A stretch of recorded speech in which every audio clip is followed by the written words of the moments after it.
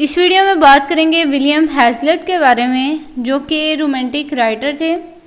तो विलियम हैज़लट के हम लिटरेरी वर्क्स देखेंगे और उसके बाद उनका लिटरेचर में क्या रोल था रोमांटिक पीरियड के, इसके बारे में मैं आपको बताऊंगी।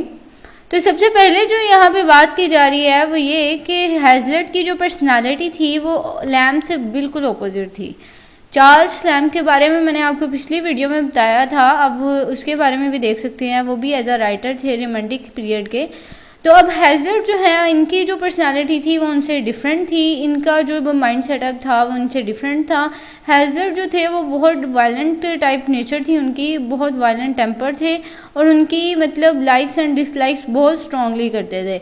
अपनी जजमेंट जैसी भी होती थी उनमें मतलब बिल्कुल फ्रैंकली और डाउन स्ट्रेट करते थे। इन्हें बिल्कुल इस बात का नहीं देखते थे कि मैं क्रिटिसाइज़ कर रहा हूँ या मैं कुछ कह रहा हूँ तो नेक्स्ट पर्सन को कैसा फील होगा, यानी इन लाइट वे में नहीं करते थे, बहुत स्ट्रॉन्ग वे में जो भी चीज़ पसंद आती है या जो भी चीज़ वो डिसलाइक करते हैं उसके बारे में बोलते थे और इसके बारे में भी नहीं सोचते थे कि नेक्स्ट पर्सन पर इसका क्या इफेक्ट होगा।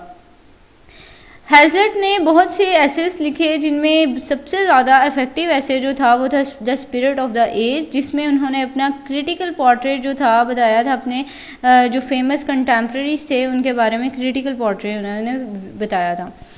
अब उन्होंने अपने बहुत ही ऑब्जर्वेंट थे और अपनी जितने भी एसेस उन्होंने लिखे उसमें उन्होंने अपनी डीप फीलिंग्स और डीप थॉट्स के बारे में लिखा, बहुत ही डीप जाके उन्होंने अपने एसेस को लिखा। और इसके अलावा जो है उनका जो वर्क था वो उनकी पर्सनालिटी की ट्रू प्रोजेक्शन था, यानी जैसी उनकी पर्सनालिटी थी सेम उसी तरह उनकी थिंकिंग प्रोसेस और उसी तरह वो उसको लिखते थे अपने वर्क को।